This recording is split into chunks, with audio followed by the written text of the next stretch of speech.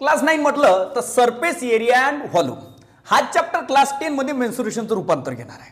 ठीक आहे, आता क्लास 9 राव नाही तर क्लास 10 राव, फॉर्म्युले तर बघावंच लागेल आणि त्याचं बेसिक सुद्धा आपण बघू. मग आता बेसिक बघताना सगळ्यात पहिली डायग्राम म्हणजे आपण बघणार आहे क्युबाइड. काय बघणार आहे? क्युबाइड, बरोबर आहे. आणि क्युबाइड सोबतच मग याला काय सोडायचं, यालाही बघून घेऊ ना, त्याचं नाव आहे क्यूब. आता दोघांनाही एकसाथ बघण्याचा एक अर्थ सांगतो, कारण दोघांना बी सरफेस आहे टोटल 6, यांनी दोघांची बी सरफेस किती झाले 6, याचाही सरफेस किती झाला 6, बरोबर आहे. परंतु सरफेस मध्ये डिफरंट आहे. याचा प्रत्येक सरफेस हा रेक्टेंगल आहे, याचा प्रत्येक सरफेस हा रेक्टेंगल आहे आणि याचा प्रत्येक सरफेस हा स्क्वेअर आहे, बरोबर आहे. अलग लक्षात. मग रेक्टेंगल म्हटल्याच्या नंतर एरिया ऑफ द रेक्टेंगलचा फॉर्म्युला लागेल. Area of the rectangle is equal to length multiplied by breadth. Clear झालं. आणि याचा एरिया ऑफ द स्क्वेअर म्हटलं तर याचा फॉर्म्युला लागेल साइड स्क्वेअर. कोणता फॉर्म्युला लागेल? Side square. म्हणजे याचा एल, याचा बी आणि याचा एच नॉट इक्वल आहे, कारण क्युबाइड मध्ये एल बी एच इक्वल आहे नाही. क्लिअर झालं. परंतु क्यूब मध्ये जर बघायचं राहिलं त्याचा L equal to B equal to H, कारण त्याची प्रत्येक सरफेस हा स्क्वेअर आहे, म्हणजे याचा एल बी एच आपला इक्वल आहे. क्लिअर झालं. मग आता आपण याचे फॉर्म्युले बघू. आता फॉर्म्युले बघत असताना क्युबाइडचा विचार करता total surface area of cuboid, total surface area of cuboid. आता total surface area of cuboid काय आहे, तर टोटल म्हटल्याच्या नंतर टोटल लावा लागेल. याचे टोटल सरफेस आहे 6, प्रत्येक सरफेसचा एरिया काढा लागेल. मग एरिया काढल्याच्या नंतर त्याची ऍडिशन करून निघन आपली टोटल. मग ह्या सरफेसचा आपण एरियाचा विचार करू सगळ्यात पहिले, बाकीचं विसरून जा. मग ह्या सरफेसचा एरिया काय झाला विचार करता, ह्या रेक्टेंगलच्या शेपचा दिसून राहिला. मग एरिया ऑफ द रेक्टेंगलचा विचार करू ना आपण, बरोबर आहे. मग ह्या घेतला आपण लेंथ आणि मल्टिप्लाइड बाय काय होते ब्रीथ. परंतु आपली ब्रीथ जी आहे इथं हल्लीच्या परिस्थितीत उभी आहे, म्हणून आपण ह्या बीच्या जागी घेणार आहे एच. म्हणजे याचा फॉर्म्युला काय होईल, ह्या सरफेसचा एल मल्टिप्लाइड बाय एच. मग आपण घेतला इथं एल एच, बरोबर आहे. प्लस मग ह्या जो भाग आहे याच्यासारखा same to same portion parallel and congruent ह्याच्या बॅक साइड नाही, बरोबर आहे. म्हणजे तोच नियम याला सुद्धा लागू झाला. मग याचाही फॉर्म्युला काय झाला एल एच, बरोबर आहे. मग राहिला हा भाग. मग आपण आता ह्या भागाचा विचार करू. आता ह्या भाग जर घेतो म्हटलं तर इथेही formula area of the rectangle length multiplied by breadth, बरोबर आहे. परंतु इथं आपण बी मल्टिप्लाइड बाय एच करणार, कारण हे ब्रीथ होय आणि हे काय होय आपली हाईट उभी आहे, म्हणजे ब्रीथ मल्टिप्लाइड बाय एच, म्हणून इथं लिहिला आपण बी एच, बरोबर आहे. प्लस मग याच्याच सारखा सेम टू सेम पोर्शन याच्या बॅक साइड नाही. क्लिअर झालं. तर मग ह्या बी काय झाला त्याचा बी एच, म्हणून प्लस मध्ये लिहिला बी एच. चारही सरफेस 1 2 3 4 चारही जवळ हाईट आहे, म्हणजे चारही उभे आहे, व्हर्टिकल आहे आणि याचा व्हर्टिकल सरफेस एरिया काढताना ह्या चारचीच मदत होणार आहे, बरोबर आहे. परंतु आपण टोटल काढून राहिलो तर व्हर्टिकल वाला बादमध्ये बघू.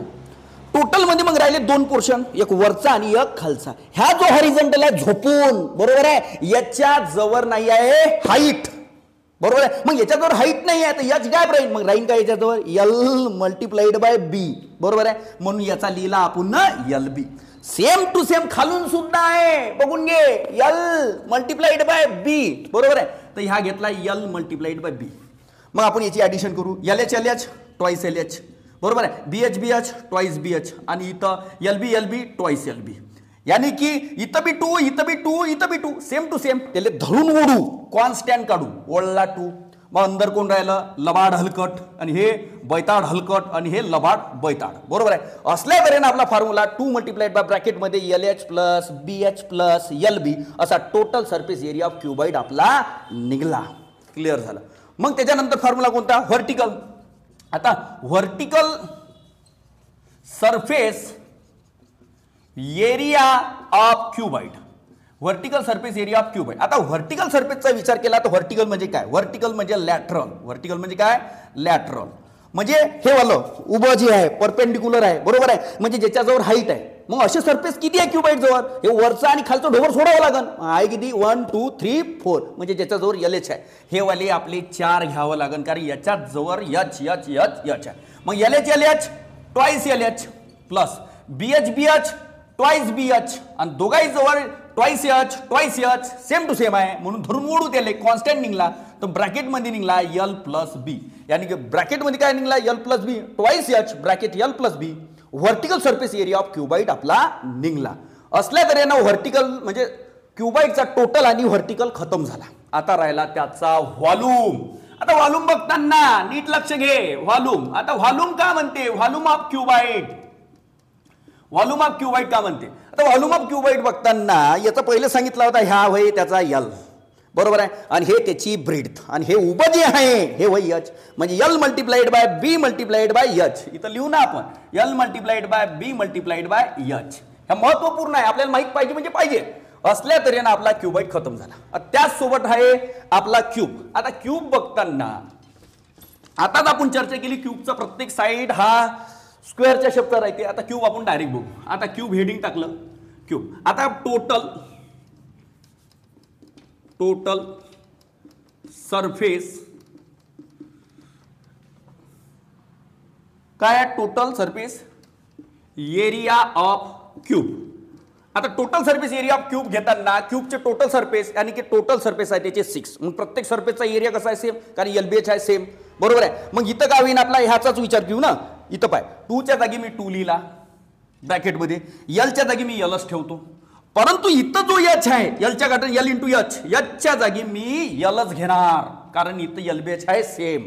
मग प्लसच्या जागी प्लस, म्हणजे इथं बी बीएच आहे तर बीएचच्या जागी मी यल आणि एचच्या जागी मी यल घेणार, प्लसच्या जागी प्लस, एलच्या जागी एलच राहणार, आणि ह्या बीच्या जागी सुद्धा मी एलच घेणार. म्हणजे इथं L into L plus L into L, म्हणून इथं लिहून घेतो L into L plus L into L.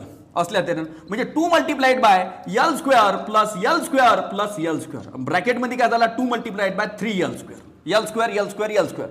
जसं अप्पल अप्पल अप्पल 3 अप्पल होईल तसं L square L square L square 3 L square. मग टोटल झाला 6 यल स्क्वेअर. यानी की आपला फॉर्म्युला निघला 6 यल स्क्वेअर. यानी total surface area of cube काय निघला आपला 6 यल स्क्वेअर, बरोबर आहे. त्याच्यानंतर जर बघायचं राहिलं vertical surface area of cube. आता vertical surface area of cube बघायचा आहे आपल्यापाशी. तो व्हर्टिकलचा अर्थ होते लॅटरल म्हणजे उभा, विषय खतम झाला. उभे सरफेस किती आहे आपल्यापाशी 4.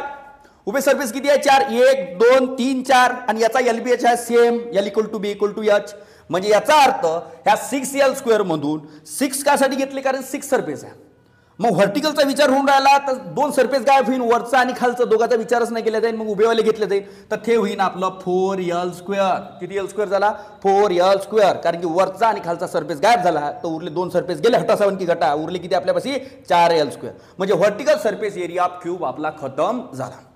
मग तिसरा फॉर्म्युला कोणता आहे त्याचा व्हॉल्यूम ऑफ क्यूब. आता व्हॉल्यूम ऑफ क्यूबचा विचार करतो म्हटलं तर त्याचा एलबीएस सेम आहे, म्हणजे इथं L equal to L multiplied by L होणार.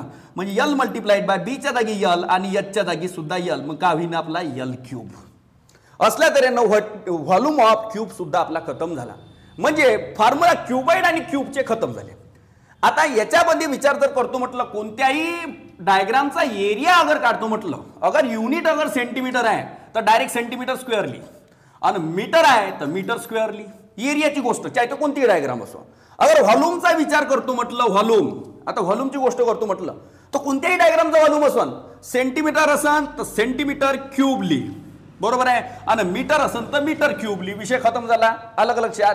म्हणजे याचा एरिया युनिटचा झाला. आणि कोणीच नसन अगर बी घेत असताना ना सेंटीमीटर आहे म्हणजे सेंटीमीटर बी नाही आहे आणि मीटर बी नाही आहे, बरोबर आहे, कोणीच नाही दिलेला आहे आणि युनिट लिहायचं आहे, बरोबर आहे. कधी कधी युनिट हे नाव राहते. मग अशा वेळेस सेंटीमीटर नाही मीटर नाही तेव्हा एरिया काढत असताना कोणत्याही डायग्रामचा असो तर युनिट स्क्वेअर करायचं. का करायचं रे, युनिट स्क्वेअर.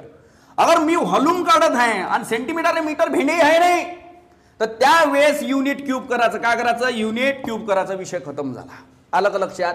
तर ह्या झाला क्यूबाइड आणि क्यूब बरोबर एरियाचं युनिट किंवा व्हॉल्यूमचं युनिट लिहिण्याची पद्धत. क्लिअर झालं. आता तुम्ही स्क्रीनशॉट मारली जसं मारून घ्यायचा, ठीक आहे.